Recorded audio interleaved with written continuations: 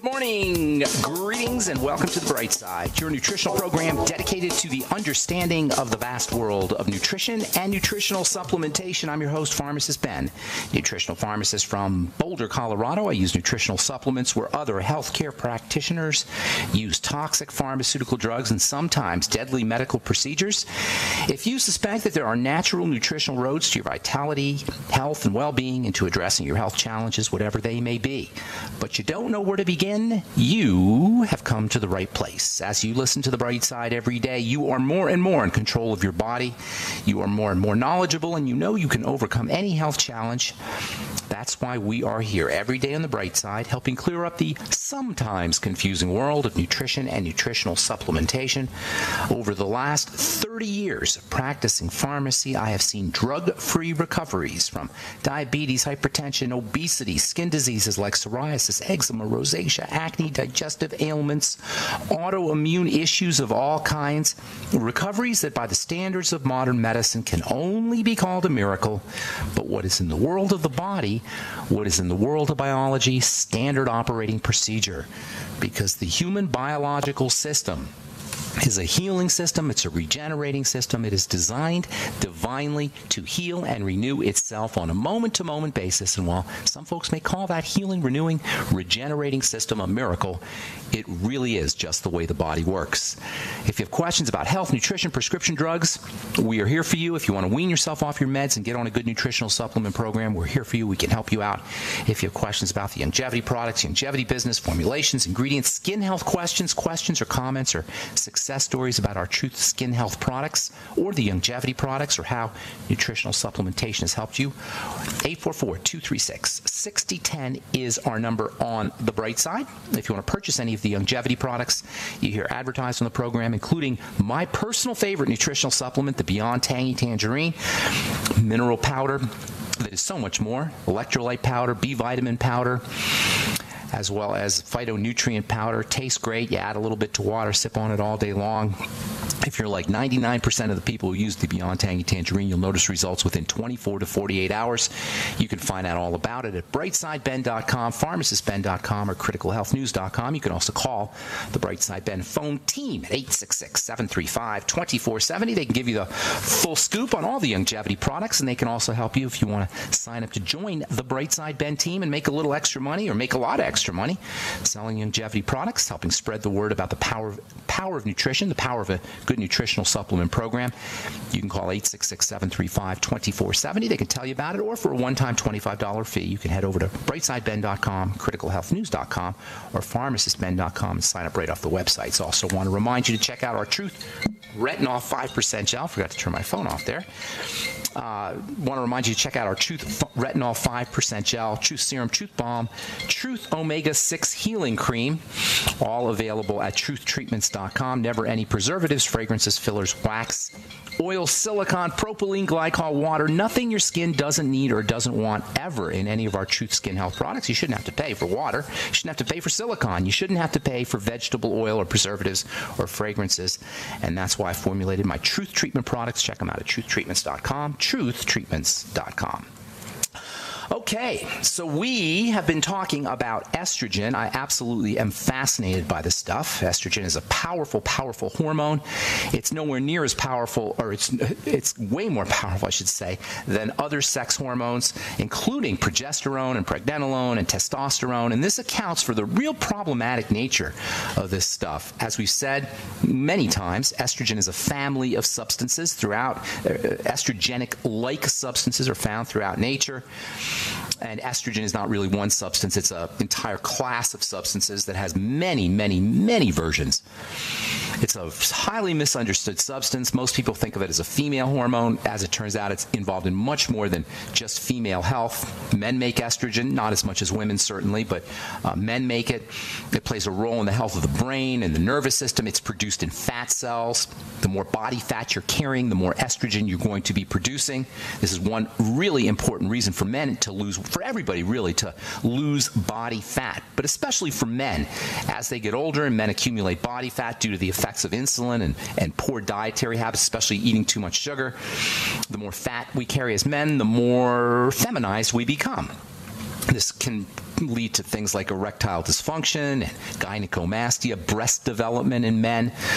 It can also be involved in prostate disease and prostate cancer, BPH, benign prostatic hypertrophy that affects so many men as they get older, has a relationship to this production of excess estrogen. The prostate is very responsive to fats and to female hormones. Estrogen is involved in the stress response, asthma, and other immune issues, including cancer, are associated with estrogen. Levels of estrogen rise when we are under duress. And estrogen breakdown, estrogen metabolism, which is absolutely critical because of estrogen's toxicity, the breakdown and elimination of estrogen is of primary importance, vital importance, and it's all about the digestive system. Estrogen is cleared out by the liver. It requires bile. It requires a healthy intestine, as we've said before. How many of us can say as we get older that all of these systems are operating pristinely? Liver disease affects 100 million Americans. 1 out of 3 people have liver disease. That alone is going to whack out estrogen metabolism. Throw in dysbiosis, that is messed up gut bacteria. Throw in irritable bowel syndrome or any kind of digestive health problems. And you can see why estrogenic diseases would be an epidemic, which they are. Because the health of the intestines, the health of the digestive tract itself can be compromised by chronic stress. You end up with this vicious downward spiral. So high levels of estrogen, say they're produced in body fat or from exposure to xenoestrogens. High levels of estrogen can cause a stress response, which will suppress digestive health, which will cause problems with estrogen breakdown and clearance, which will lead to more estrogen in the blood, which will lead to more digestive problems, which will lead to more estrogen in the blood. And you get this vicious downward spiral. How do you break this vicious downward spiral? Well, if you've been listening to this program for any length of time, you know, focus on the digestive system. I know I sound like some kind of food guy, but I'm not. You cannot get healthy if you're sick without focusing on the digestive system, and conversely, simply focusing on the digestive system can mitigate the effects of zillions of health challenges. Pretty much any health challenge, any long-term chronic health challenge can improve when you focus on digestive health. Something as simple as not eating, something as simple as fasting, something as simple as the Suero V cleanse from Longevity. Half a bottle of Suero V every hour can go a long way towards reducing the symptomology and improving the prognosis of every single long-term chronic health issue you can name. And the effects of dietary strategies on estrogen and estrogen clearance are just one way. This digestive connection to estrogen metabolism and then the accumulation of estrogen points to another very important link, the link between the kinds of foods we eat and the functioning of the estrogen system. The types of food, not just food, but the types of foods. Yes, it's true. If you don't eat at all, you're going to provide your digestive system or give your digestive system a food holiday or a break, and you're going to improve digestive health, but choosing different foods can also help. The types of foods we choose to eat affect the liver. The types of foods we choose to eat affect the intestine, the microbiome, and eating the wrong kinds of foods, especially high-fat processed foods, and starches, FODMAPs type foods. Perhaps you've heard that term FODMAPs, FODMAPs. It stands for fructooligosaccharides, oligosaccharides, disaccharides, monosaccharides, polysaccharides, basically sugars. The FODMAPs diet is about starches and sugars, if you've heard of that term, FODMAPs, the FODMAPs diet. People who have something called small intestinal bacterial overgrowth know about the FODMAPs diet. And it turns out that these starchy kinds of foods, sweet potatoes and bananas and even things like avocados, can affect some people negatively. If you find that after you eat starchy foods, especially starchy fruits, if you find that after you eat these starchy foods, you get gassy or bloaty, chances are you may benefit from this FODMAPs diet. You can find out about there's a lot of books on the FODMAPs diet. There's a really cool book, if you have digestive health issues, there's a really cool book that you want to read called The Gut and Psychology Syndrome by Natasha Kinsky-Campbell. All right, I'm Pharmacist Ben. You're listening to The Bright Side. We'll continue when we come back from our break. 844-23. All right, we're back on on the bright side, and we have got a empty board for you. If you've tried to call in before and got a busy signal, now's the time to call in. Try to call in early so we can get to as many calls as possible on the bright side. 844-236-6010 is our number. If you have questions about the longevity products, our Truth Skin Health products, anything we're speaking about here today, estrogen metabolism, irritable bowel syndrome, FODMAPs, we're going to be talking about these subjects now for, well, we've been talking for a while. We'll probably talk about these for a few more days. We'll talk about some nutrients that you could use to protect yourself from excess estrogen or so-called estrogen dominance. 844-236-6010 is our number. If you want to purchase any of the longevity products that you hear advertised or recommended on the program, please call the Brightside Ben phone team at 866-735-2470 or head to my websites, brightsideben.com, criticalhealthnews.com, or pharmacistben.com. And if you want to purchase any of our Truth Skin Health products, truthtreatments.com, including our Retinol 5% gel, Truth Serum, Truth Balm, Truth Omega-6 Healing Cream, all vitamin C packed. Not with the cheap stuff, with the good stuff, the fat-soluble stuff, the expensive stuff, the stuff that works. Not all vitamin C works on the skin.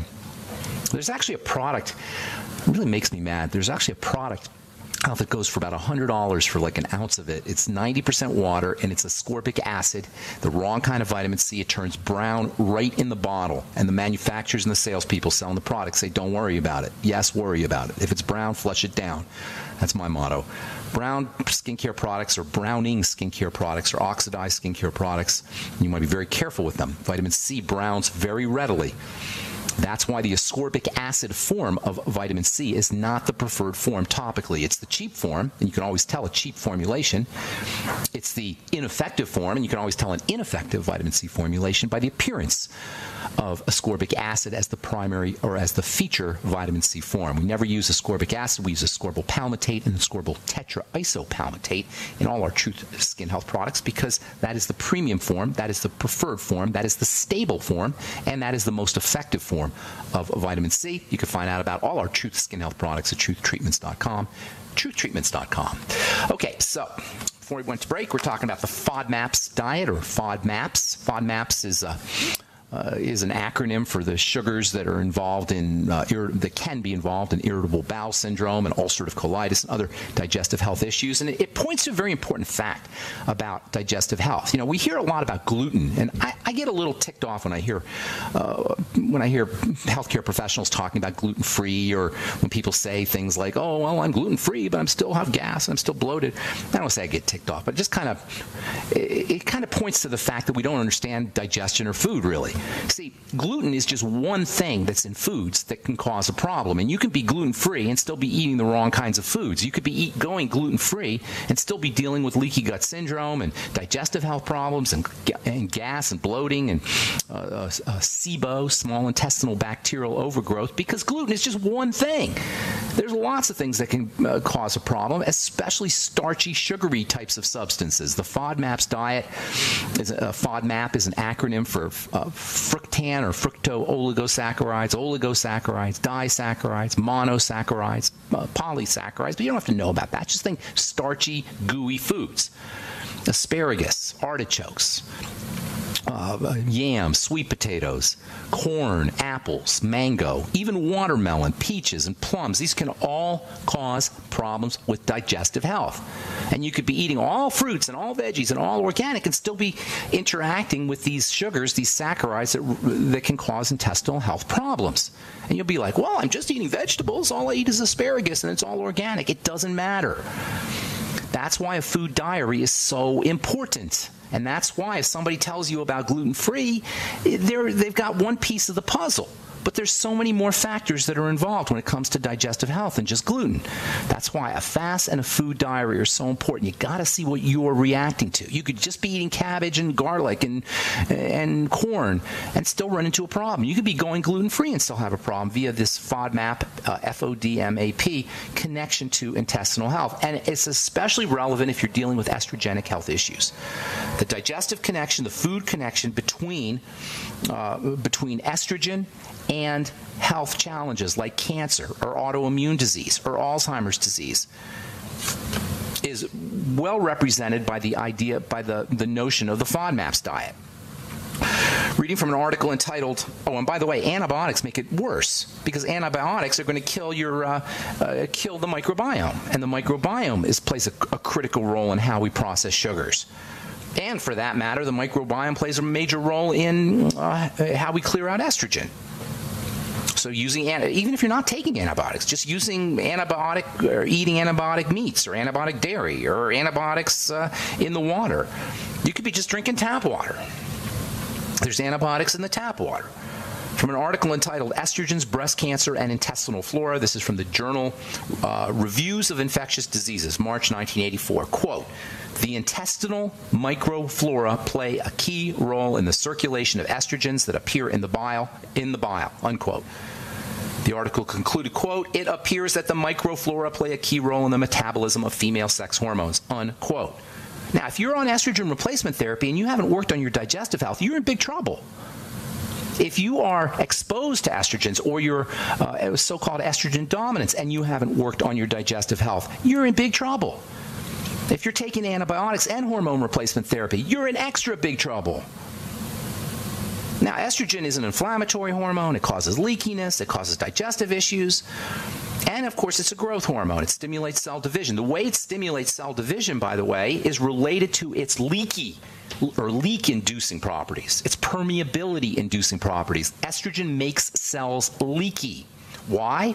Well, the way a cell divides is by reaching a certain water threshold. There's a very important connection between the flow of water into a cell and division. Once a cell becomes fat enough, due to the influx of water, that triggers cell division. Estrogen makes cells leaky to water.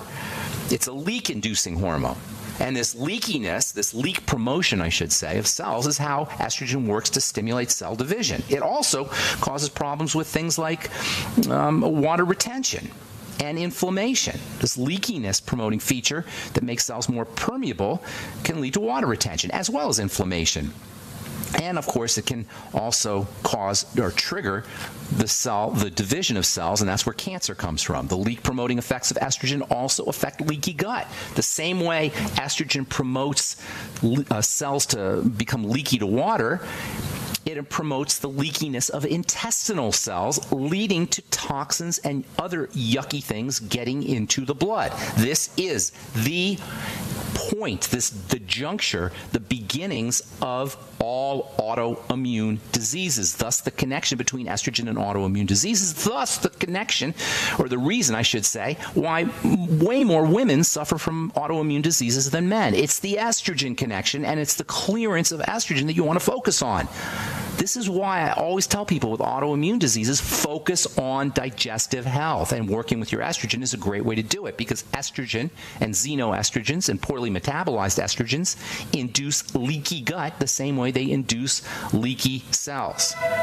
And this whole leak promoting effect of estrogen is exacerbated by stresses. All kinds of stresses, sugar stresses, mental stresses, emotional stresses, poor sleep. All of these stresses make matters worse when it comes to estrogen's leak-promoting effects, because estrogen itself is a stress hormone. All right, I'm Pharmacist Benny. 442366010 is our number. Got lines open for... Are you... All right, we are back on the bright side. I'm Pharmacist Benny. 442366010 is our number, and we do have a bunch of lines open for you at 844-236-6010. If you are on hold, hang tight. We will definitely get to your call here in just a moment.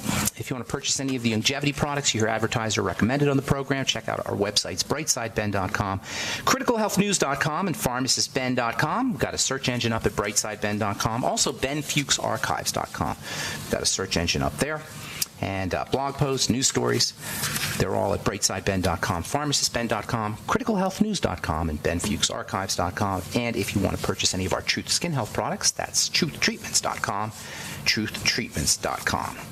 Okay, from the New England Journal of Medicine, new blood thinner better at preventing recurrent blood clots than aspirin. I love that. Recurrent blood clots. Why would the body clot? Why would the blood clot recurrently? Why would it keep clotting? In other words, the clots keep coming back. So you take your blood thinner, thins the blood, you stop taking the blood thinner, and you get your clots back. Clots are a sign of a defensive response. That's why.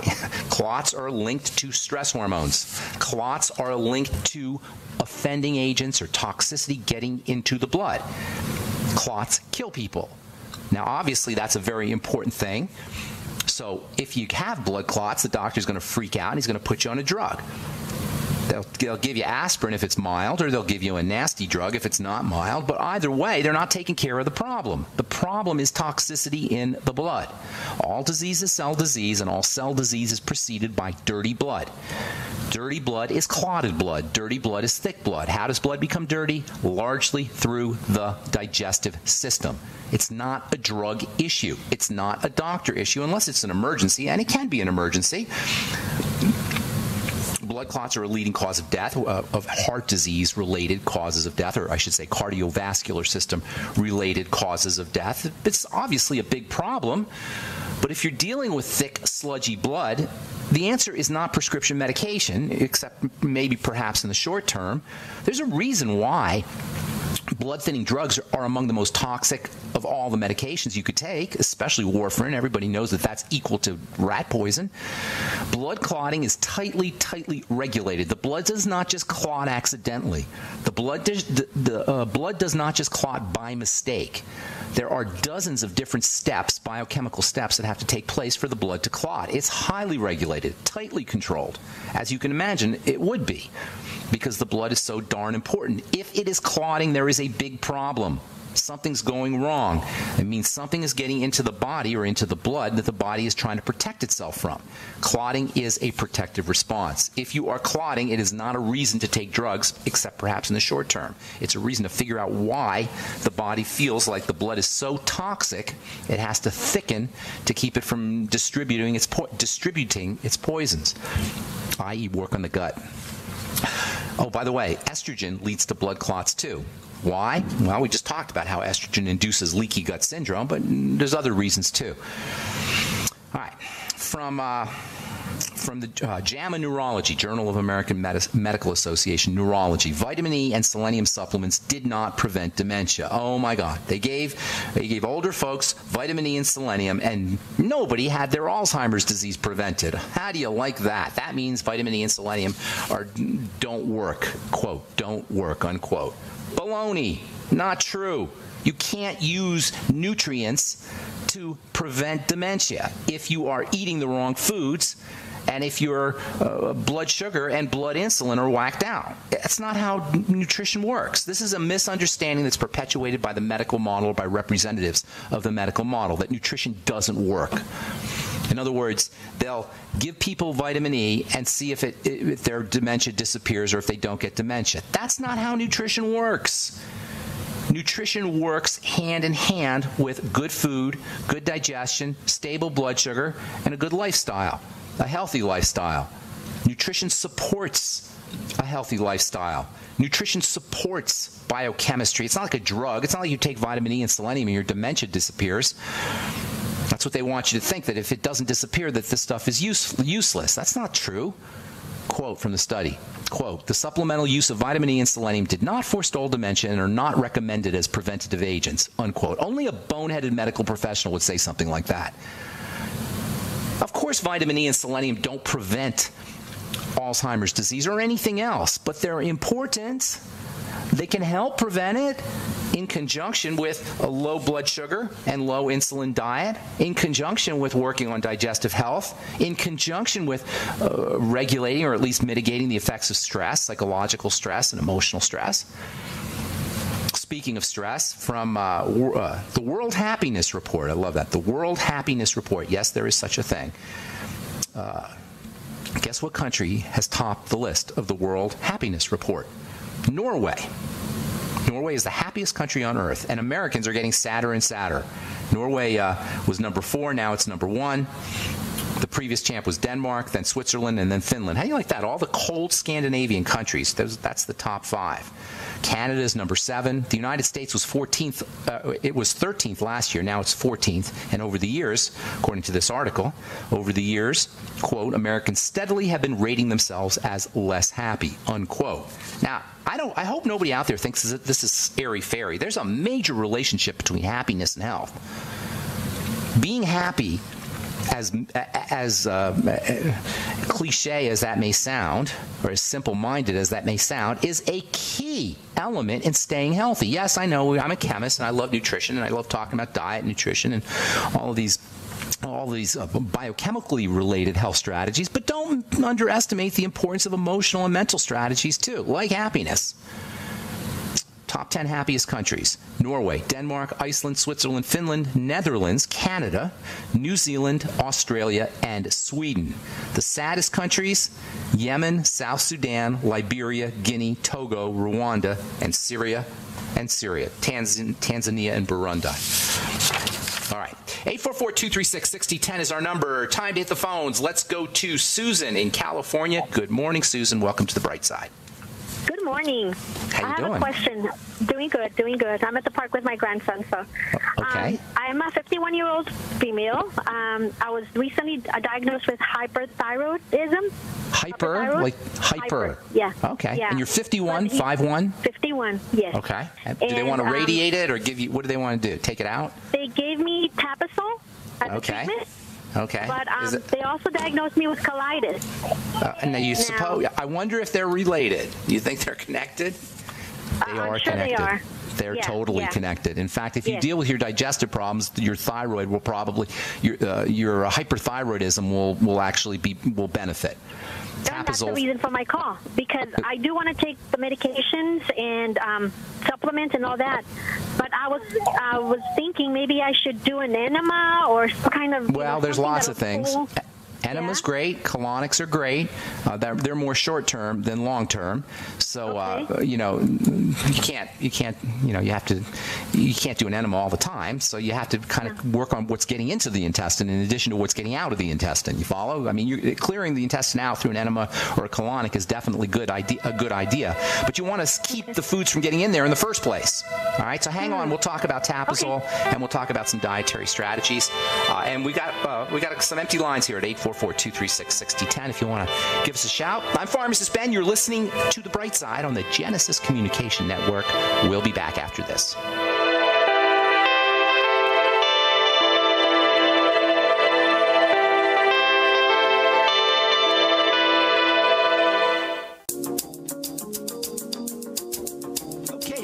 Are back on the bright side. I'm Pharmacist Ben. 844-236-6010 is our number. Got lines open for you. We are talking to Susan. Hi, Susan. Okay, so colitis and hyperthyroidism. Hyperthyroidism is when the thyroid goes crazy. So methimazole or Tapasol is the brand name, which is the brand name of methimazole, is an iodine blocking, if you will. It doesn't actually block iodine. What it does is it keeps thyroid hormone from being activated. This is just dumb. By the way, when you stop taking your Tapasol, guess what's going to happen? Your hyperthyroid it's going to come back. So you're not solving the problem here. We got to figure out why is the thyroid going crazy? Well, first of all, it turns out that iodine, which is important for poorly functioning thyroid, sometimes helps people who have hyperthyroidism. So in my opinion, you might be better off trying a little iodine, and by little I mean 12.5 to 25 milligrams a day of something called iodoral. I would definitely be using iodoral if I were you. That it will counteract some of the effects of the Tapasol, but you may get benefit from it. So I would be using iodine. Also, there's minerals that can help kind of balance out iodine, and one of them in particular, which is really an interesting mineral, is lithium, which really neat mineral that we don't talk a lot about. Lithium can have a calming effect, can have a mood-enhancing effect. People who have bipolar disorder know about lithium. It's the treatment of choice for bipolar issues, but it can have a nice stabilizing and calming effect on the body. You might want to consider 5 milligrams or so of lithium daily. GABA, GABA also, you might want to consider that. However, I would really be focusing on digestive health. It's not, I'm not surprised to hear that you also have been diagnosed with colitis, because the thyroid and the digestive system, or digestive health, go hand in hand. I should say thyroid health and digestive health go hand in hand. So you need to focus on the gut. Surprise, surprise, if you've been listening to this program, because that's what I talk about all the time. Now, enema is not a bad idea. I like colonics a little bit better.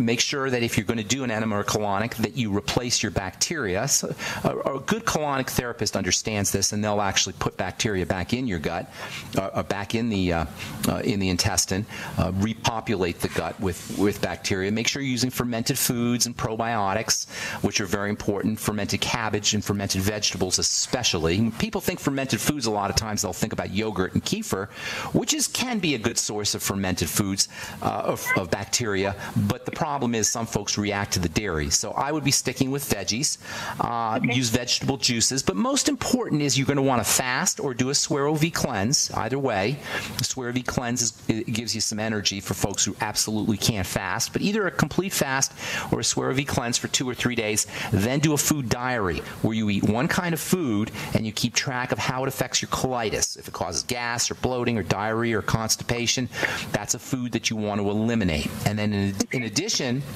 to using a fasting strategy and elimination diet and the food diary, and in addition to using probiotics, there's wonderful supplements that can help you with digestive health. For one, chicken soup, homemade chicken soup, and cartilage-containing products can have a coating and soothing and healing effect on the intestine. Anything that has cartilage in it, bone soup, of course, is my favorite way to get cartilage into the body, but you can use cartilage supplements, or you can use substances that are in cartilage like glucosamine for digestive health. Now, if you've been listening to this program, that's not a surprise, but if you're not a regular listener, that may come as a big surprise, because everybody knows that glucosamine is important for the joints, but not that many people realize that glucosamine is important for the digestive system either, as well. So using glucosamine supplements, also high hyaluronic acid supplements can be helpful. Anything slimy can have a coating and soothing effect on the gut, and that means algae and aloe and noni, all of which have a slimy kind of substance. The Fucoid Z from Longevity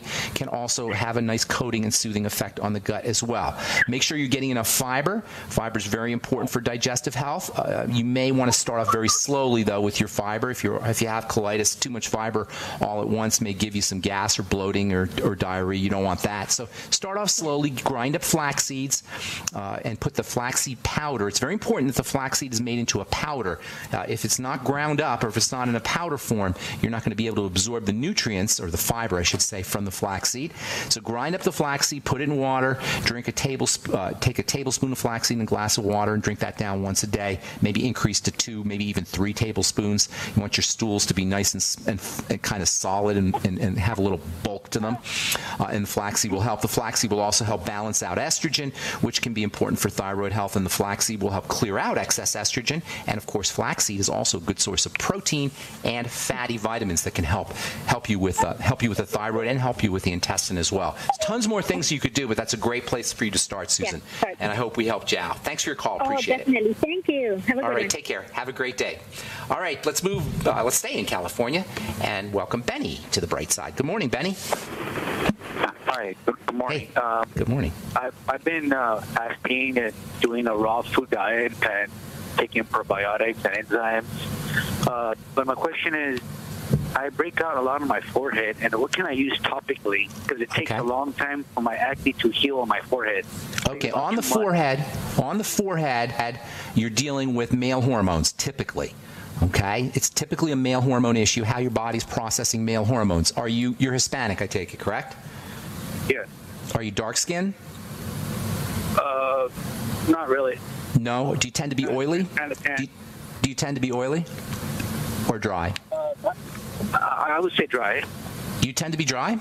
Okay, I was going to say I would have guessed oily, but nonetheless, a couple things you want to do. First of all, zinc is the most important nutrient you could take for androgenic male hormone-related acne, which is what it is on the forehead or in the T-zone in general. 50 milligrams of zinc picolinate a day. That alone will make a huge difference. In addition, you want to make sure you're using vitamin A, 20,000 international units a day, and I would be using vitamin B5 with all of the B complex together, but high doses of B5, 1,000 to 2,000 milligrams a day of vitamin B5, pantothenic acid, along with the entire complex. You can go get B5 capsules at the health food store and then take it with your Beyond Tangy Tangerine. You can also use my blemish repair complex, which you can get off of truthtreatments.com. Blemish Repair Complex is made with vitamin A, with zinc, with B5, with all the nutrients that I'm going to let you go, Benny. We got a really, really bad connection. Okay, so I'm going to let you go here. I hope you can hear me on the radio here. Vitamin A, zinc, vitamin B5, selenium can also help male hormone-related acne. We're going to talk about selenium and its relationship to estrogen here in the coming days, but selenium is very important for all acne issues, all skin health issues, really, including psoriasis and eczema. 200 to 600 micrograms a day of the ultimate selenium. You'll find that at all the longevity sites, brightsideben.com, criticalhealthnews.com, and pharmacistben.com. I also do put selenium in my blemish repair complex, which I formulated to include all the androgenic acne supplements and all the liver health nutrients that you would ordinarily have to buy as individual supplements. You'll find them in my Truth Treatments blemish repair complex formulation. Also, topically, you might want to consider retinol. Of course, you can get a 5% retinol, Truth 5% retinol gel at truthtreatments.com. Also, alpha hydroxy acids, glycolic acid, or lactic acid used on a daily or even every other day basis can help with that forehead acne, which is usually related to oily skin. Benny said he didn't have oily skin. Typically, that is related to oily skin, so I'm not sure what that would be about. I'm guessing Benny his skin is a little more oily than he thinks. Anyway. 844-236-6010 is our number. Let's go to Matthew in Texas. Good morning. Welcome to the Bright Side, Matthew. Hey, Pharmacist Ben. How's it going? Awesome, man. Hey, I've called you once before. I run this Pilates studio in Austin. Nice. And a lot of my ladies come in asking questions about hyperthyroidism versus hypothyroidism. Okay, gotcha. So hyper is when the thyroid is working too actively, it's working too fast. Hypo is when it's working too slow. They may be more related than people think. And I do know of people who benefit from iodine for both hyperthyroidism and hypothyroidism. Hyperthyroidism, however, requires a calming down of the body. Now, the metabolism can become jacked up.